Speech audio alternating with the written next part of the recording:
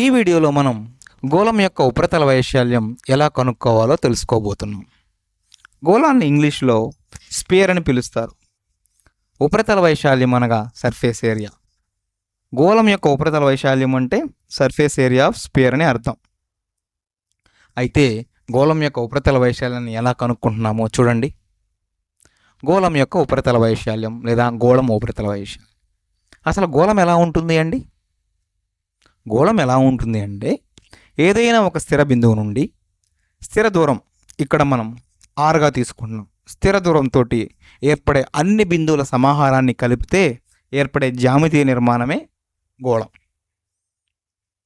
అలా కాకుండా మనం 3 దిశల్లో జ్యామితీయ నిర్మాణాన్ని గమనించినట్లయితే ఇలా ఉంటుంది.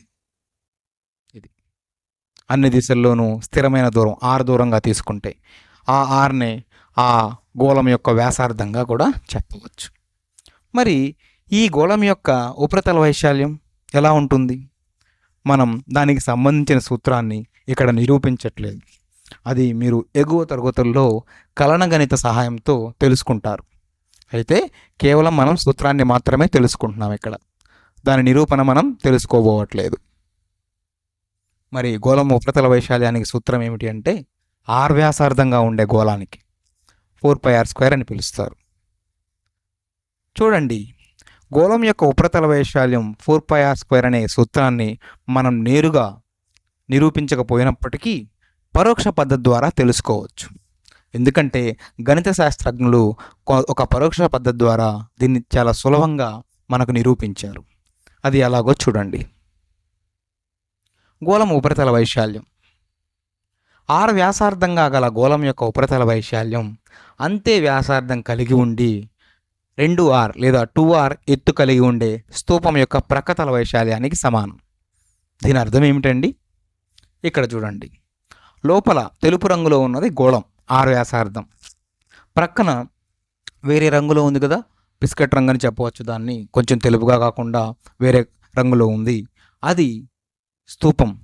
ఆ స్తూపం యొక్క ఎత్తు ఏమో 2r, వ్యాసార్థమేమో r కదా. అయితే ఇప్పుడు ఈ స్తూపం యొక్క ప్రక్కతల వైశాల్యం కనుక్కుంటే ఆ గోళం యొక్క ఉపరితల వైశాల్యానికి సమానం అవుతుంది అని గణిత శాస్త్రజ్ఞులు నిరూపించారు. మనం ఎలా నిరూపించారనే విషయాన్ని తెలుసుకోవట్లేదు. అయితే ఆ నిరూపణ ఆధారంగా మనం ఈ స్తూపం యొక్క ఉపరితల వైశాల్యాన్ని తెలుసుకోబోతున్నాం. అంటే మనం స్తూపం యొక్క ఉపరితల వైశాల్యము స్తూపం యొక్క ప్రక్కతల వైశాల్యం కనుక్కున్నట్లయితే అది మన గోళం యొక్క ఉపరితల వైశాల్యానికి సమానమని అర్థం. మరి ముందుగా మనం స్తూపం యొక్క ప్రక్కతల వైశాల్యం కనుక్కునే ప్రయత్నం చేద్దాం. స్తూపం యొక్క ప్రక్కతల వైశాల్యానికి సూత్రం ఏమిటండి?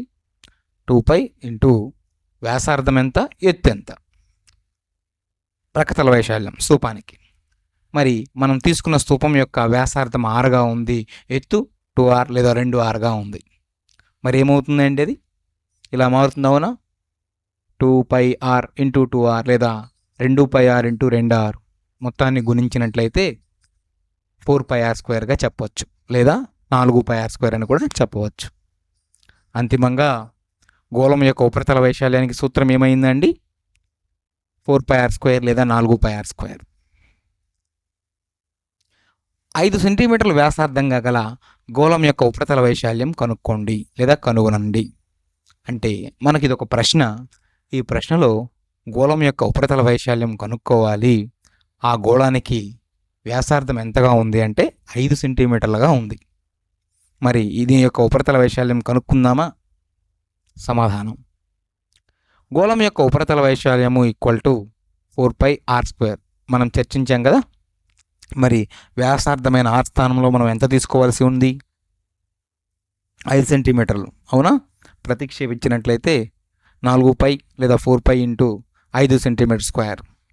తద్వారా 4π ఇంటూ 25 సెంటీమీటర్² చెప్పవచ్చు, ఎందుకంటే అది వైశాల్యం కాబట్టి. అంతిమంగా 100π సెంటీమీటర్² ఉంటుంది గోళం ఉపరితల వైశాల్యం. మరి పై స్థానంలో 3.14ను ప్రతిక్షేపిస్తే విలువ 314 సెంటీమీటర్² వస్తుంది. అంటే 5 సెంటీమీటర్లుగా ఉండే 5 సెంటీమీటర్లు వ్యాసార్థంగా ఉండే గోళం యొక్క ఉపరితల వైశాల్యం ఎంత అండి? 314 సెంటీమీటర్లు స్క్వేర్లుగా చెప్పవచ్చు. మనం ఏం నేర్చుకున్నాం ఈ వీడియోలో? గోళం యొక్క ఉపరితల వైశాల్యం ఎలా కనుక్కోవచ్చో తెలుసుకున్నాం.